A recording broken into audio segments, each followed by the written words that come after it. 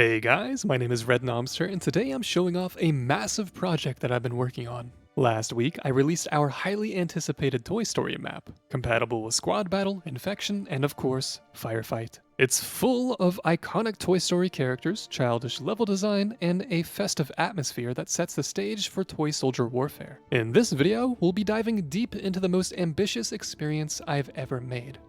It's called the Halo RPG. A turn-based tabletop video game designed entirely in Halo Infinite's Forge mode. Now you may have guessed already, this is an extremely experimental mode. It's not your traditional Halo map. As far as combat goes, think Dungeons & Dragons or Baldur's Gate. Kotaku labeled it a Halo Infinite map for people who can't aim. Come on. Ironically, I've made several Halo maps, but this is technically the first Halo-themed map I've ever made. Alright, I've made some toy maps, I've made a cyberpunk map, we've done Zelda. Okay, this is still a toy soldier map, I suppose, but this hex world sprawling across this tabletop is undeniably Zeta Halo. On one side, the UNSC are setting up camp in the forest and getting ready to mount a daring rescue mission. On the other side, banished forces are defending a Marine prisoner surrounded by the harsh terrain of an excavation site. The goal of the Halo RPG is quite simple. Wipe out the enemy and claim the Halo ring by being the last species standing. But there's a twist. If the UNSC successfully free and capture a Marine and escort that prisoner all the way back to the evac Pelican in one piece, the UNSC automatically win. It's the Halo RPG's golden snitch. It's not easy to achieve, but the looming scenario will ultimately affect how both sides approach the game.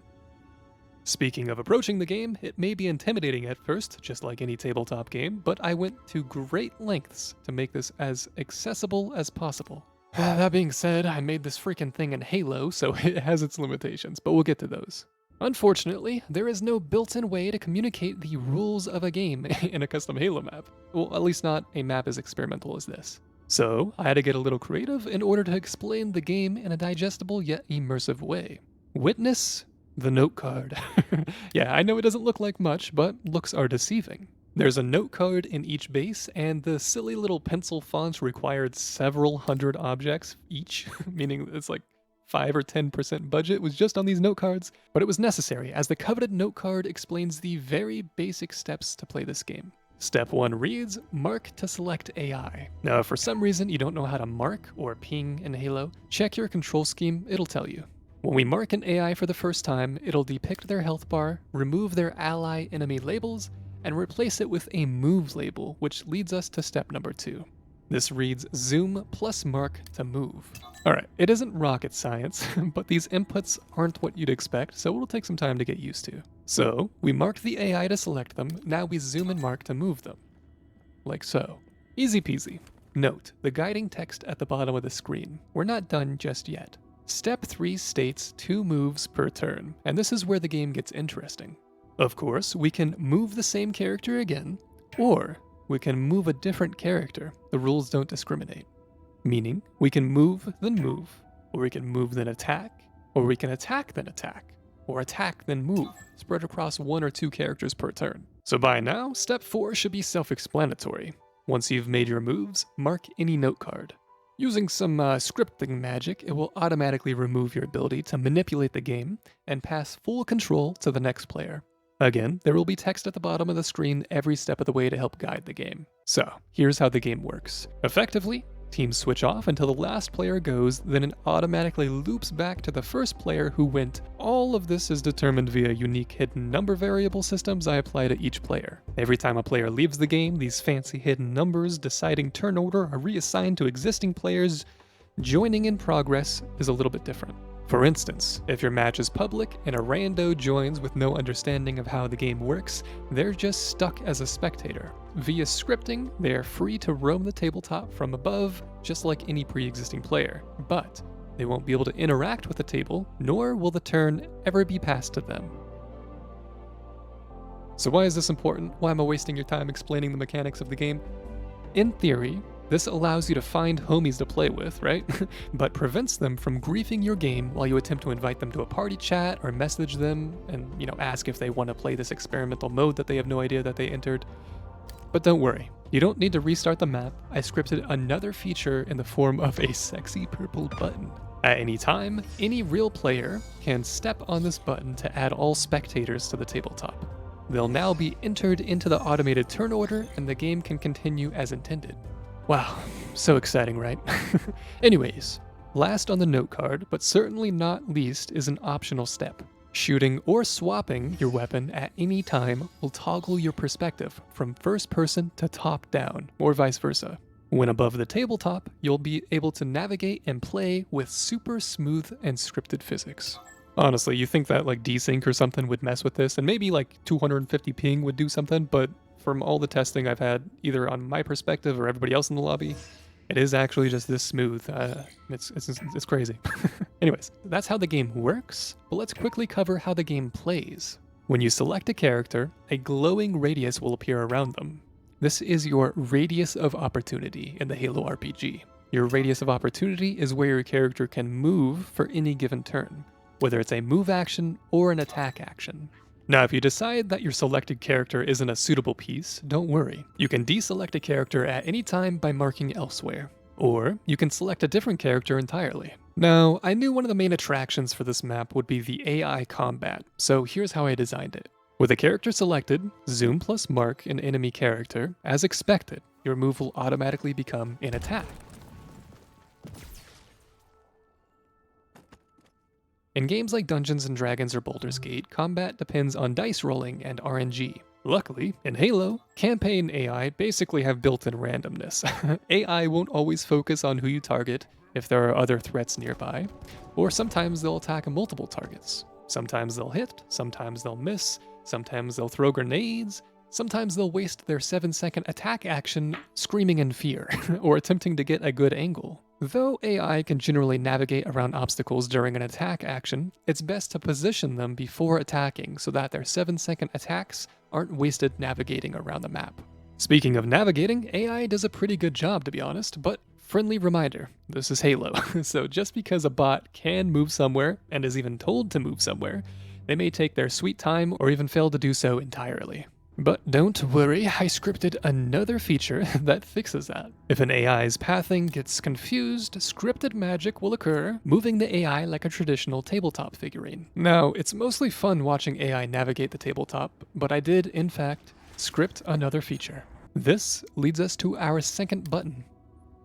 Activating the pawn button toggles pawn-style movement. As you'd expect, this overrides AI pathing altogether during move actions and treats them like a tabletop piece. It's generally quicker gameplay and ensures your characters land exactly where you tell them to, especially when it comes to summoning terrain. However, attack actions behave like ever before.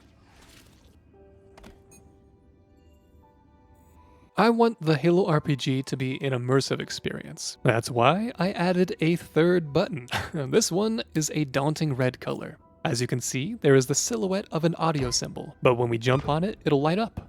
This enables immersive sound effects for the entire tabletop.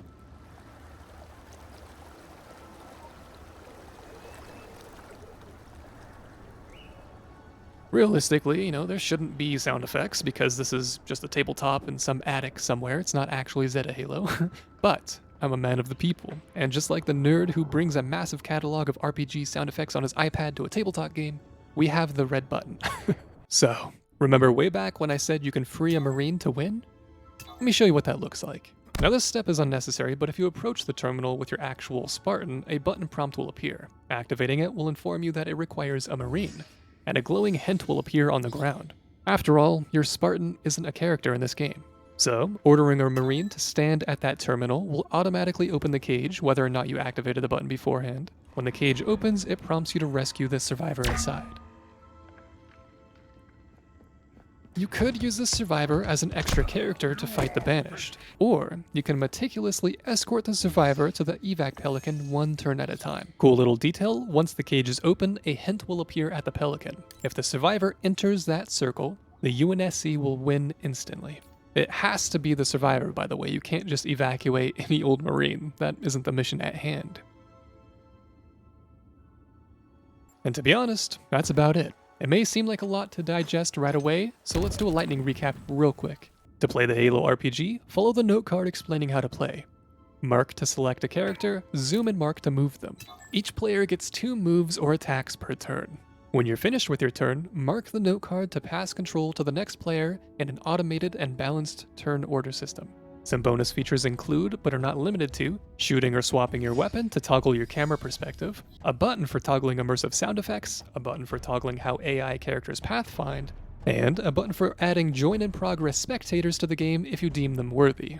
Be the first to wipe out the enemy team and claim Zeta Halo for your species, or alternatively, if you're the UNSC, escort the freed prisoner to your evac Pelican to win immediately. It feels odd talking about the Halo RPG without really even touching on the map itself. If anything, that just goes to show the lengths I went through just for the gameplay itself. But the level design, game design, and skybox took hundreds of hours as well, so yeah. I'm just one guy. I don't have a team or anything, so this is a passion project, and it was a monumental task. Is it perfect? Nah. Is there bugs? Probably. I don't know. We tested it. Here it is. Have fun. But regardless, I hope you enjoy exploring the scene I've built and have a memorable time playing the game type I've designed, both entirely in Halo Infinite's Forge mode. I've also linked the map and mode in the comment section below just for you guys, and you can find all my previous work in the description. You can also follow me on Twitter or X or whatever, where I frequently show off projects like this one well before they show up on YouTube. Thanks for watching, everyone. If you're new here, consider subscribing. I do cool concepts like this all the time. Share with your friends. It's a fun project, even if you're not really into turn-based combat and all that. And I'll catch you guys in the next video. Peace. I don't know if that grunt will get him in one turn, though. Oh, you... Yeah, you That's missed. not what I wanted? There we go. Oh no! Wait, did he? You did! All right, whose turn is it?